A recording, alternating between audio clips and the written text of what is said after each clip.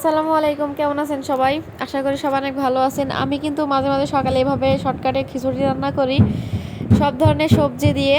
তো আমি এখানে সব ধরনের সবজি কুচি করে কেটে নিয়েছি, আর কাঁচামরিচ পেঁয়াজ এগুলো কেটে নিয়েছি। তারপরে আমি একটা মশলা তৈরি করেছি, মশলা একটু ব্লেন্ড করে নিয়েছি, সেখানে আদা রসুন এলাচ ফল জিরা এগুলো দিয়ে একটু ব্লেন্ড করে নিয়েছি। তারপরে প্রেসারে আমি চাল ডাল কেটে রাখা সবজি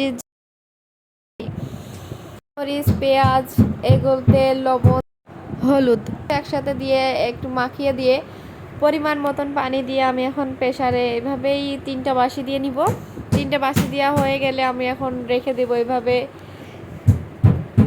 তো প্রেসারে কিন্তু শর্টকাটে এভাবে খিচুড়ি রান্না করা যায়। আপনারা যেভাবে ব্যাচেলার ভাইরা আছে অবশ্যই এভাবে ট্রাই করবেন, অনেক মজা লাগে খেতে। আশা করি আমার রান্নার ভিডিওগুলো আপনাদের কাছে অনেক ভালো লাগছে, আর যদি ভালো লেগে থাকে তাহলে অবশ্যই লাইক কমেন্ট শেয়ার করবেন। আল্লাহ হাফেজ, আমাদের জন্য দোয়া করবেন।